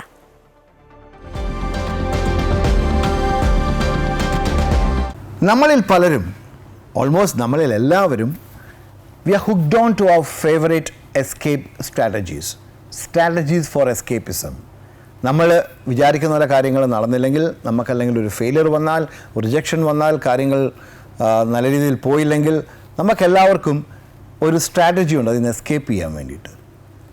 And we know deep inside നമുക്കെല്ലാവർക്കും അറിയാം അതൊരു നെഗറ്റീവ് ഇതാണ്, അതുകൊണ്ട് നമുക്ക് വലിയ പ്രയോജനമില്ല. But still we hold on to it. ചില ആൾക്കാർ മദ്യപിക്കുന്ന ആൾക്കാരുണ്ട്. ആൽക്കഹോളിസം എന്ന് പറയുന്ന we know it's bad. Alcohol എന്ന് പറയുന്ന സാധനം ഒരു രീതിയിലും മനുഷ്യൻ്റെ ശരീരത്തിനോ മനസ്സിനോ നല്ലതല്ല. ഇപ്പോൾ എനിക്ക് 2-3 ഫ്രണ്ട്സ് ഉണ്ട്. അവർ വളരെ റെയറായിട്ട്, വളരെ ഒക്കേഷണലായിട്ട് കുടിക്കുന്ന ആൾക്കാരാണ്. അവർ കുടിക്കണം എന്നുണ്ടെങ്കിൽ അവർക്ക് അതിയായ എന്തെങ്കിലും ഒരു സന്തോഷം വേണം. They need something to be really happy about. അതിന് അവരുടെ എക്സ്ക്യൂസ് എന്താണെന്ന് ചോദിച്ചാൽ alcohol itself is a depressant. അത് ഡിപ്രസ് ചെയ്യുന്നൊരു സാധനമാണ്. അപ്പം ഇത് കഴിഞ്ഞിട്ട് കുടിച്ചു കിടന്നുറങ്ങി എഴുന്നേറ്റ് വരുമ്പോൾ ആ ഡിപ്രഷനെ ഓവർകം ചെയ്യാൻ അവർക്ക് എന്തെങ്കിലും സ്ട്രോങ് ആയിട്ടുള്ളൊരു റീസൺ വേണം, ഒരു സന്തോഷകരമായൊരു കാരണം വേണം. ഞാൻ ആൽക്കഹോളിസം പ്രൊമോട്ട് ചെയ്യല്ല. സോ ആൽക്കഹോളിസം ഒരുപാട് പേര് കുടിയന്മാരാകുന്നു, ദുഃഖം മറക്കാൻ കുടിക്കുന്നു. അത് കുടിച്ചതിൻ്റെ എഫക്റ്റ് കഴിയുമ്പോൾ വീണ്ടും ദുഃഖം വരുന്നു, വീണ്ടും കുടിക്കുന്നു. അങ്ങനെ ഹാബിച്വൽ ഡ്രിങ്കിങ് ഒരു പ്രശ്നമാണ്. അങ്ങനെ ഹാബിറ്റുവേറ്റഡ് ആവുന്ന ആൾക്കാരുണ്ട്, ഒരുപാട് പേരുണ്ട്. അപ്പോൾ ചിലർ പുക വലിക്കുന്നു, സ്മോക്കിംഗ്, അല്ലെങ്കിൽ ചില ആൾക്കാർ ഓവറായിട്ട് ഭക്ഷണം കഴിക്കുന്നു, ചില ആൾക്കാർ ഒരുപാട് ചോക്ലേറ്റ്സ് അതേസമയം കഴിക്കുന്നു. ഇപ്പോൾ ഒരു സോഷ്യൽ മീഡിയ സ്ക്രോളിംഗ് ഒരു തരം എസ്കേപ്പിസാണ്. 4, 5, 6 മണിക്കൂർ സോഷ്യൽ മീഡിയ നല്ലതാണ് ഒരു പരിധി വരെ, പക്ഷേ ഓവറായിട്ടുള്ള use that's gonna be detrimental. അത് ഒരു സഹായകരമാണെന്ന് എനിക്ക് തോന്നുന്നില്ല. ഈ എസ്കേപ്പ് സ്ട്രാറ്റജീസ് നമുക്ക് എങ്ങനെ ബ്രേക്ക് ചെയ്യാൻ പറ്റും? ഇതൊരു ഒരു ഒരു ഒരു ഒരു ചുഴി പോലെയാണ്. ഇതൊരു റെപ്പറ്റേറ്റീവ് നേച്ചറുള്ളൊരു സാധനമാണ്. നമുക്ക് എപ്പോഴൊക്കെ ആ ഒരു വിഷമം വരുന്നു, എപ്പോഴൊക്കെ ബുദ്ധിമുട്ടാവ് തോന്നുന്നു, അല്ലെങ്കിൽ എപ്പോഴൊക്കെ whenever the going gets tough we fall back on these escape strategies. അതിനെങ്ങനെ ബ്രേക്ക് ചെയ്യാം? എനിക്ക് തോന്നുന്നൊരു കാര്യം, നമ്മൾ ഇതിനെ കോൺഫ്രണ്ട് ചെയ്യുക. അതായത് ഒന്ന്, ഈ എസ്കേപ്പ് സ്ട്രാറ്റജീസ് വെച്ചുകൊണ്ട് നമുക്കെല്ലാവർക്കും ഒരു ഡ്രീമുണ്ട്, ഒരു ഗോളുണ്ട്, ഒരു ലക്ഷ്യമുണ്ട്. ഈ എസ്കേപ്പ് സ്ട്രാറ്റജീസ് ഫോളോ ചെയ്താൽ നമുക്ക് നമ്മളുടെ ഡ്രീം അല്ലെങ്കിൽ നമ്മുടെ ഡെസ്റ്റിനേഷനിൽ എത്തുമോ എത്തില്ലയോ എന്നുള്ളത് മാത്രം നമ്മൾ നോക്കിയാൽ മതി. എത്തില്ല എന്നുള്ളതാണ് എനിക്ക് തോന്നുന്നു ഭൂരിഭാഗം ആൾക്കാരുടെയും ഒരു ഉത്തരം അതായിരിക്കും. അങ്ങനെയാണെങ്കിൽ എന്താണ് മാറ്റം വരുത്തേണ്ടത്? What do we need to change? നമ്മളുടെ ടോപ്പ് എസ്കേപ്പ് സ്ട്രാറ്റജീസ് ഒന്ന് ഐഡൻറ്റിഫൈ ചെയ്യുക. ഒരു പേപ്പറിൽ അതൊന്ന് ലിസ്റ്റ് ഡൗൺ ചെയ്യുക. എനിക്കങ്ങനെ വരുമ്പോൾ ഞാൻ ഇങ്ങനെയാണ് ചെയ്യുന്നത്, ഈ കാര്യങ്ങളാണ്, പ്രൊഡക്റ്റീവായിട്ടുള്ള കാര്യങ്ങളല്ല ഇത്. അങ്ങനെയുള്ള ഏറ്റവും 3 കാര്യങ്ങൾ, അത്യാവശ്യമായി മാറ്റേണ്ട 3 കാര്യങ്ങൾ നിങ്ങൾ ഇന്ന് തന്നെ മാറ്റാനുള്ള സ്റ്റെപ്സ് എടുക്കുക. See that is not gone to take us to our destination. ആ ഒരു മാറ്റം മാത്രമേ നമ്മൾ ഡെസ്റ്റിനേഷനിൽ എത്തിക്കുകയുള്ളൂ. ആദ്യം വേണ്ടത് look at those elements right in their eyes. അതിനെ അതിൻ്റെ കണ്ണുകളിലേക്ക് നോക്കിയിട്ട് പറയുക, I am going to eliminate you. അങ്ങനെ ഒരു 3-4 എണ്ണം കാണും നമ്മളുടെ ലിസ്റ്റിൽ. അത് എഴുതി വെക്കുക, അത് മിനിമൈസ് ചെയ്യുക, സ്ലോലി അത് ഇറാഡിക്കേറ്റ് ചെയ്യുക. And substitute that by protective things. നമ്മളുടെ എസ്കേപ്പ് സ്ട്രാറ്റജീസിൽ നിന്നും നമുക്ക് എസ്കേപ്പ് ചെയ്യാം. അതാണ് നമ്മൾ ചെയ്യേണ്ടത്. എല്ലാവർക്കും ഒരു അടിപൊളി ദിവസം ആശംസിക്കുന്നു. See you tomorrow. ഇത്തവണ അവധി ദിവസങ്ങൾ കുറച്ചേറെ കിട്ടി. അതുകൊണ്ട് തന്നെ എല്ലാവരും അത് ആഘോഷമാക്കുകയാണ്. പൂജാവധി ആഘോഷിക്കാൻ ഇടുക്കിയിൽ വിനോദസഞ്ചാരികളുടെ വലിയ തിരക്കാണ്. കാലാവസ്ഥ അനുകൂലമായതും ഇത്തവണ വിനോദസഞ്ചാര മേഖലയ്ക്ക് തുണയായി.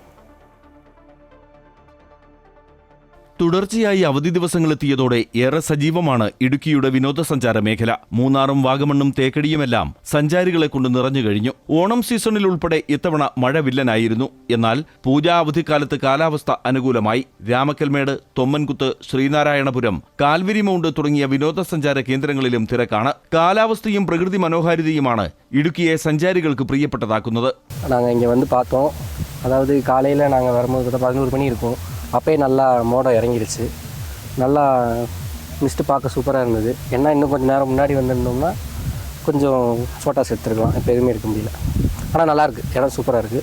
ഞങ്ങൾക്ക് ഒത്തിരി ഇഷ്ടപ്പെട്ടു. നല്ല അടിപൊളിയാണ്, നല്ല വൈബുള്ള സ്ഥലം, എല്ലാവരും കണ്ടിരിക്കേണ്ട സ്ഥലമാണ്. നല്ല കാലാവസ്ഥ, നല്ല അടിപൊളി. ഞങ്ങൾക്ക് ഒത്തിരി ഇഷ്ടപ്പെട്ടു. അവധി ദിവസങ്ങളെത്തിയതോടെ തദ്ദേശീയ സഞ്ചാരികൾക്കൊപ്പം ഉത്തരേന്ത്യയിൽ നിന്നുള്ള ഒട്ടേറെ പേരും ഇടുക്കിയിലേക്ക് എത്തുന്നു. നീണ്ട ഇടവേളയ്ക്ക് ശേഷം വീണ്ടും ഇടുക്കിയുടെ വിനോദസഞ്ചാര കേന്ദ്രങ്ങൾ സജീവമാകുന്നതിന്റെ ആഹ്ലാദത്തിലാണ് ഈ മേഖലയെ ആശ്രയിച്ച് ജീവിക്കുന്നവരും. MC Boban, Amrita news, Idukki. പ്രകൃതിയുടെ വിസ്മയ കാഴ്ചകൾ ഒരുക്കി സഞ്ചാരികൾക്കായി കാത്തിരിക്കുകയാണ് ഇടുക്കി കാൽവരി മൗണ്ട്. ഇടുക്കി ജലാശയത്തിന്റെ ദൂരക്കാഴ്ചയും മഞ്ഞു മൂടിയ മലനിരകളും ആരുടെയും മനം കവരും. ഇടുക്കി ജില്ലയിലെ പ്രധാന വിനോദസഞ്ചാര കേന്ദ്രമാണ് കാൽവരി മൗണ്ട്. മലമുകളിൽ സഞ്ചാരികൾക്കായി പ്രകൃതിയൊരുക്കിയ മനോഹര പ്രദേശം.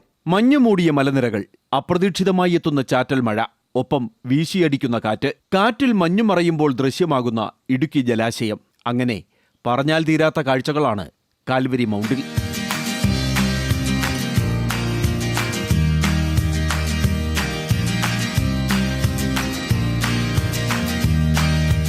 എന്ന് പറയുമ്പോൾ നമ്മളിങ്ങനെ കൂടുതലും എല്ലാവരും മൂന്നാറൊക്കെ പോകാനായിട്ടാണ് എല്ലാവരും ആഗ്രഹിക്കുന്നത്. പക്ഷേ നല്ലൊരു വേറിട്ട കാഴ്ചയാണ്. ഞങ്ങൾ ലാൻഡ് ചെയ്തത് ഇവിടെ തങ്കമണി എന്നൊരു സ്ഥലത്താണ്. അത് മറ്റേ ഡാമിൻ്റെ അടുത്തായിട്ടാണ്. നല്ല കൂളിംഗ് ആയിരുന്നു. നല്ല കൂടെ നല്ല തണുപ്പാണ്. അപ്രതീക്ഷിതമായി എത്തുന്ന മഴ വില്ലനാകുമെങ്കിലും മഴ നനഞ്ഞ് കാഴ്ച കണ്ടു നടക്കുന്നതും പുതിയ അനുഭവമാണ്. എല്ലാമായിട്ട് വളരെ ഇഷ്ടപ്പെട്ടു. ഇനിയും വരും. അത്രയ്ക്ക് നല്ലൊരു കാഴ്ച. കാലാവസ്ഥ മഴയുണ്ടെങ്കിൽ തന്നെ മഴ ഇടയ്ക്കിടയ്ക്ക് മാറുന്നുണ്ട്. നല്ല കോടയൊക്കെ ആയിട്ട് നല്ല അതിമനോഹരമായ കാഴ്ച.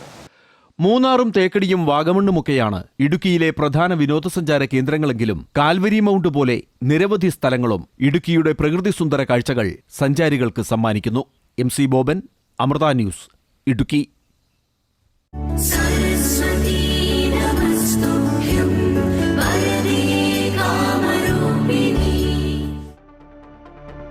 നമ്മൾ വീണ്ടും വിദ്യാരംഭ ചടങ്ങുകളിലേക്ക് പോവുകയാണ്. പനച്ചിക്കാട് ദക്ഷിണ മൂകാംബിക ക്ഷേത്രത്തിൽ വാഗ്ദേവതയ്ക്ക് മുന്നിൽ അറിവിൻ്റെ അധ്യക്ഷരം കുറിക്കുന്നതിനായി ആയിരക്കണക്കിന് കുരുന്നുകളാണ് എത്തിച്ചേർന്നുകൊണ്ടിരിക്കുന്നത്. പുലർച്ചെ 4 മണിയോടെ തന്നെ അവിടെ വിദ്യാരംഭ ചടങ്ങുകളൊക്കെ ആരംഭിച്ചിട്ടുണ്ട്. നേരത്തെ ശ്രീജിത്ത് നായർ വിവരങ്ങൾ നൽകിയിരുന്നു. ശ്രീജിത്ത് വീണ്ടും ചേരുകയാണ്.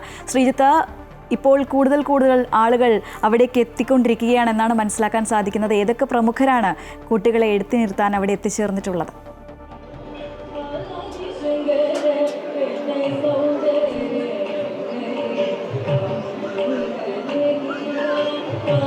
ശ്രീജ, നമ്മൾ മുമ്പേ 7 മണിക്ക് വാർത്ത തുടങ്ങിയപ്പോൾ കണ്ടതിനേക്കാൾ കൂടുതൽ തിരക്ക് ആയിരിക്കുന്നു. കൂടുതൽ കുട്ടികൾ എത്തിക്കൊണ്ടിരിക്കുന്നു. സ്വാഭാവികമായി നമുക്കറിയാം, കാരണം കുട്ടികളെയൊക്കെ രാവിലെ എഴുത്തിരുത്താൻ വേണ്ടി കൊണ്ടിരുന്ന പ്രായത്തിൽ, അതുകൊണ്ട് തന്നെ ഇനിയുള്ള സമയങ്ങളിൽ കൂടുതൽ തിരക്ക് ആവുന്നൊരു കാഴ്ചയാണ് നമുക്ക് കാണാൻ കഴിയുന്നത്. സാധാരണ ഒരു 20,000-ത്തിനടുത്ത് കുട്ടികളാണ് ഇവിടെ ഈ പനച്ചിക്കാട് ക്ഷേത്രത്തിൽ, ദക്ഷിണ മൂകാംബിക എന്നറിയപ്പെടുന്ന ഈ ക്ഷേത്രത്തിൽ എഴുത്തിരുത്തിന് എത്താറുള്ളത്. ഇത്തവണയും സമാനമായൊരു സാഹചര്യം തന്നെയാണുള്ളത്.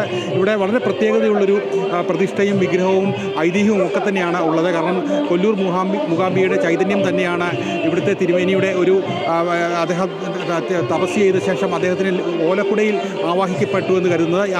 ആ ഒരു വിഗ്രഹ ചൈതന്യം തന്നെയാണ് നമ്മൾ ഇപ്പോൾ കാണുന്ന ആ വിഗ്രഹത്തിന് എതിർവശത്തായിരിക്കുന്ന മൂലവിഗ്രഹത്തിലേക്ക് ആവാഹിക്കപ്പെട്ടത്. മൂലവിഗ്രഹം വളരെ ചൈതന്യവത്തായ ഒരു വിഗ്രഹമായിട്ടാണ് ഇവിടെ വിശ്വസിക്കപ്പെടുന്നത്. അതുകൊണ്ട് അത് ഈ പനച്ചികൾക്കിടയിൽ, വള്ളിപ്പടർപ്പുകൾക്കിടയിലാണ് ആ വിഗ്രഹം സ്ഥിതി ചെയ്യുന്നത്. അതിന് എതിർവശത്തായി സ്ഥിതി ചെയ്യുന്ന പ്രതിവിഗ്രഹത്തിലാണ് ഈ പൂജകളും അർച്ചനകളും നടത്തുന്നത്. പടിഞ്ഞാറാട്ടു ദർശനമായാണ് ആ ഒരു വിഗ്രഹം, ഈ മൂലവിഗ്രഹത്തിന് എതിർവശത്തുള്ള വിഗ്രഹം സ്ഥിതി ചെയ്യുന്നത്. ഇതിന് നേരെ എതിർവശത്തായിട്ടാണ് വിദ്യാമണ്ഡപം ക്രമീകരിച്ചിരിക്കുന്നത്. ഇവിടെ പ്രത്യേകം തയ്യാറാക്കിയ വിദ്യാമണ്ഡപത്തിൽ 56 ആചാര്യന്മാർ, അത് പരമ്പരാഗത ശൈലിയിൽ എഴുതിക്കുന്ന ആചാര്യന്മാരാണ്. അവർ ആണ് ഈ കുരുന്നുകൾക്ക് ആദ്യാക്ഷരം പകർന്നു കൊടുക്കുന്നത്. ഈ പനച്ചിക്കാട്ടെ ഒരു പ്രത്യേകത തന്നെ പറയുന്നത്, സരസ്വതിയുടെ വിഗ്രഹം കാണാൻ കഴിയുന്നില്ല, സരസ്വതി ദേവിയുടെ വിഗ്രഹം കാണാൻ കഴിയുന്നില്ല. അത് സ്വാഭാവികമായും അറിവ് അജ്ഞതയാകുന്ന ഒരു സ്ഥലത്ത് നിന്ന് അറിവ് വരുമ്പോഴേക്കും നമുക്ക് ഈ കലകളായാലും അല്ലെങ്കിൽ അക്ഷരങ്ങളായാലും തെളിഞ്ഞു വരുന്നത് പോലെ ഈ ഒരു വിഗ്രഹത്തിൻ്റെ ചൈതന്യം നമ്മുടെ മനസ്സിലേക്ക് എത്തിപ്പെടും എന്നാണ് ഇവിടുത്തെ ഒരു ഐതിഹ്യവും വിശ്വാസവും. എന്തായാലും വിഷ്ണു സന്നിധിക്ക് സമീപമാണ് ഇവിടെ 2 മുഖ്യ പ്രതിഷ്ഠ എന്ന് പറയുന്നത് വിഷ്ണുവിൻ്റെ പ്രതിഷ്ഠയാണ്. അതിന് എതിർവശത്തായി അതിന് പടികൾ ഇറങ്ങി താഴേക്ക് എത്തിക്കഴിയുമ്പോൾ സരസ്വതി ദേവി സ്ഥിതി ചെയ്യുന്ന ഒരു നമുക്ക് പ്രത്യേകതയുള്ള ഒരു സ്ഥലം കാണാൻ സാധിക്കും. ഇത് വളരെ പ്രത്യേകത എന്ന് പറഞ്ഞാൽ ഇവിടെ സാധാരണയിൽ നമുക്ക് നേരിട്ട് തന്നെ ദർശനം നടത്താൻ കഴിയും. കാരണം സോപാനമോ അല്ലെങ്കിൽ ശ്രീകോവിലോ അത്തരത്തിലുള്ള രീതികൾ ഒന്നുമില്ല. വളരെ തുറസായ സ്ഥലത്ത് കുളക്കര എന്ന് പറയാൻ പറ്റുന്ന രീതിയിൽ തെളിനീരുറവ നിരന്തരമായി പ്രവഹിക്കുന്ന ഒരു സമീപത്ത് തന്നെയാണ് സരസ്വതി ദേവിയുടെ വിഗ്രഹം സ്ഥിതി ചെയ്യുന്നത്. ഇത് സൗവർണികയും കൊല്ലൂരും ഒക്കെയായുള്ള വിശ്വാസം അതേപടി ആണ് ഭക്തൻ കിട്ടുന്നത്. അതുകൊണ്ട് സംസ്ഥാനത്ത് നിന്ന് വിവിധ സ്ഥലങ്ങളിൽ നിന്നുള്ള, ഈ കോട്ടയം ജില്ലയിലാണ് സ്ഥിതി ചെയ്യുന്നതെങ്കിലും, ഈ കോട്ടയം ജില്ലയിലെ ഗ്രാമപ്രദേശത്താണ് സ്ഥിതി ചെയ്യുന്നതെങ്കിലും സംസ്ഥാനത്തെ വിവിധ ജില്ലകളിൽ നിന്നുള്ള ആളുകൾ ഇവിടെ അവരുടെ കുട്ടികളുമായി എത്തുന്നു എന്നുള്ളതാണ് ഇവിടുത്തെ ഏറ്റവും പ്രത്യേകതയുള്ള കാര്യം. സമാനമായി മധ്യ കേരളത്തിൽ നമുക്കറിയാവുന്നതുപോലെ തന്നെ ചോറ്റാനിക്കരയും ഈ ദേവീക്ഷേത്രത്തിലും സമാനമായൊരു രീതിയിൽ എഴുത്തിരുത്തൽ ചടങ്ങുകൾക്ക് വളരെ പ്രത്യേകതയുള്ളൊരു ക്ഷേത്രമാണ്. അവിടെ 8 മണിയോടുകൂടി തന്നെയാണ് അവിടുത്തെ ചടങ്ങുകൾ പന്തീരടി പൂജയ്ക്ക് ശേഷമാണ് ആരംഭിക്കുന്നതിന് ശേഷം വടക്കൻ പറവൂരിലും ദക്ഷിണ മൂകാംബിക ക്ഷേത്രമുണ്ട്. അവിടെയും എഴുത്തിരുത്തൽ ചടങ്ങുകൾ തുടങ്ങിയിട്ടുണ്ട്. അവിടെ Devaswom board president PS Prashanth ഉൾപ്പെടെയുള്ള പ്രമുഖർ അവിടെ എത്തിയിട്ടുണ്ട്. അവിടെ ഒരു ശുഭ്രവസ്ത്രധാരിയായ ദേവി ഒരു വെള്ളത്താമരയിൽ ഇരിക്കുന്നു എന്നുള്ള ഐതിഹ്യമാണ്.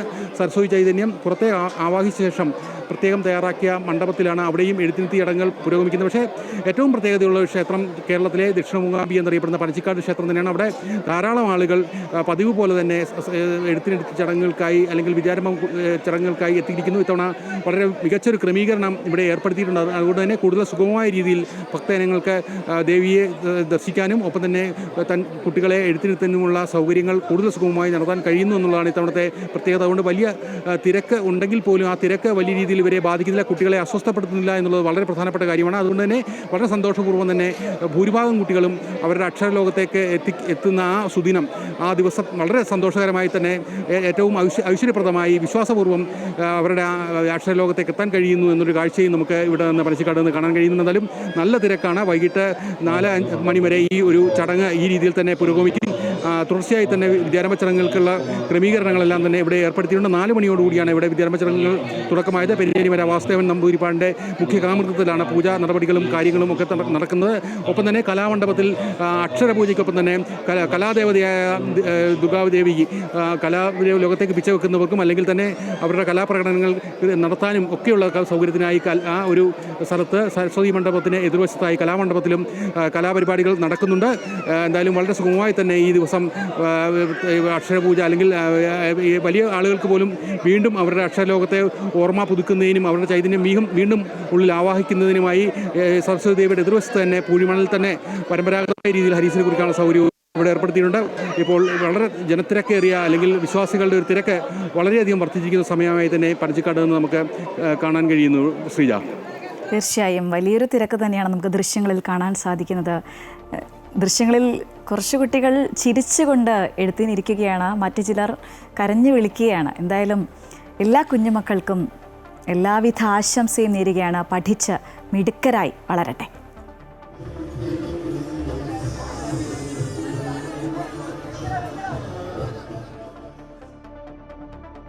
എന്തായാലും RSSന് 100 വയസ്സ് തികയാണ്. പഥസഞ്ചലനമടക്കം ഒരുപാട് പരിപാടികൾ രാജ്യമെങ്ങും ആസൂത്രണം ചെയ്തിട്ടുണ്ട്. ചടങ്ങുകളൊക്കെ ആരംഭിച്ചു എന്നാണ് അറിയാൻ കഴിയുന്ന തത്സമയ ദൃശ്യങ്ങളിലേക്ക്.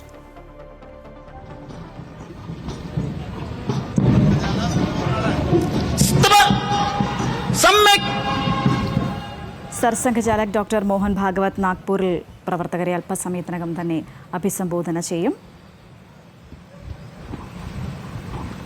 നാഗ്പൂരിൽ നിന്നുള്ള തത്സമയ ദൃശ്യങ്ങളാണ് കണ്ടുകൊണ്ടിരിക്കുന്നത്.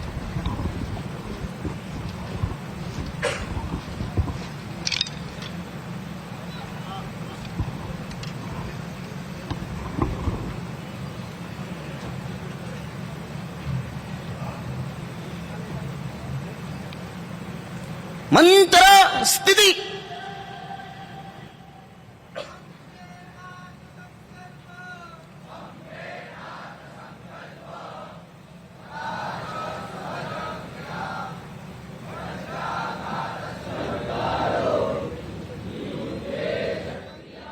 RSS ശതാബ്ദി പ്രവർത്തനങ്ങൾക്ക് തുടക്കം കുറിച്ച് വിജയദശമി ദിനത്തിൽ പഥസഞ്ചലനവും നടക്കുകയാണ്. രംഗീക് ബാഗ് മൈതാനത്ത് സംഘടിപ്പിക്കുന്ന പൊതുപരിപാടിയിൽ മുൻ രാഷ്ട്രപതി രാംനാഥ് കോവിന്ദാണ് മുഖ്യാതിഥി. RSS സർസംഘചാലക് ഡോക്ടർ മോഹൻ ഭാഗവത് അല്പസമയത്തിനകം തന്നെ സംസാരിക്കും. കഴിഞ്ഞ വർഷം മുൻ ഇന്ത്യൻ ബഹിരാകാശ ഗവേഷണ സംഘടനാ മേധാവി K. രാധാകൃഷ്ണനായിരുന്നു വിജയദശമി ദിനത്തിൽ പരിപാടിയിലെ മുഖ്യാതിഥിയായിരുന്നത്.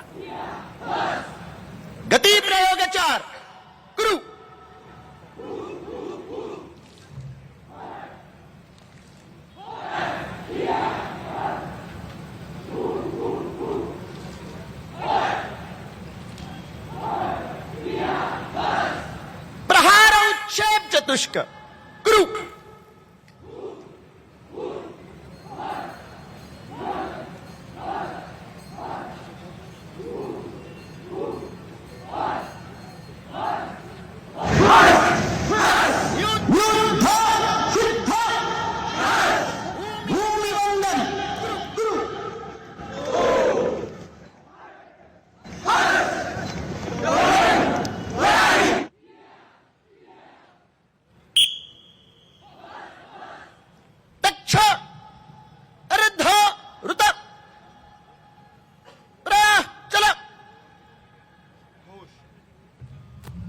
घोष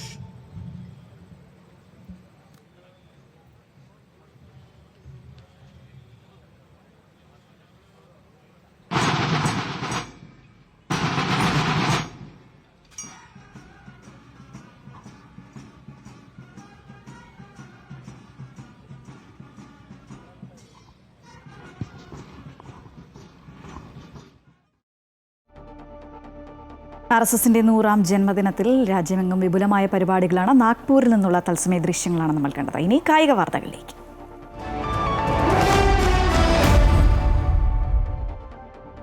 ഇന്ത്യ വെസ്റ്റ് ഇൻഡീസ് ഒന്നാം ടെസ്റ്റിന് ഇന്ന് അഹമ്മദാബാദിൽ തുടക്കം. 2 ടെസ്റ്റുകളുള്ള പരമ്പരയിലെ ആദ്യ മത്സരം രാവിലെ 9:30 ആരംഭിക്കും. പിച്ചിന്റെ സ്വഭാവം കൂടി കണക്കാക്കിയായിരിക്കും അന്തിമ 11 ഇന്ത്യ തീരുമാനിക്കുക. 3 സ്പിന്നറെ കളിപ്പിക്കാൻ തീരുമാനിച്ചാൽ രവീന്ദ്ര ജഡേജ, വാഷിംഗ്ടൺ സുന്ദർ എന്നിവർക്ക് പുറമെ കുൽദീപ് യാദവ്, അക്സർ പട്ടേൽ എന്നിവരിൽ ഒരാൾ ആകും അന്തിമ 11 ഇടം നേടുക.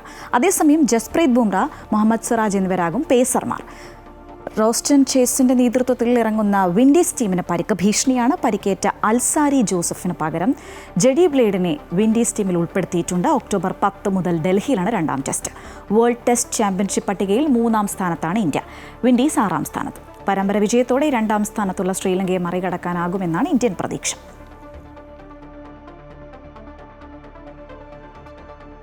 യുവേഫ ചാമ്പ്യൻസ് ലീഗിൽ ബാഴ്സലോണയ്ക്ക് തോൽവി.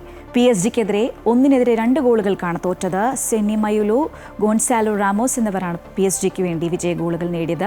വിയാറയൽ, യുവന്റസ്, മൊണാക്കോ, മാഞ്ചസ്റ്റർ സിറ്റി മത്സരങ്ങൾ സമനിലയിൽ കലാശിച്ചു. ആഴ്സണൽ ഒളിമ്പ്യാക്കോസിനെ എതിരില്ലാത്ത 2 ഗോളുകൾക്ക് പരാജയപ്പെടുത്തി.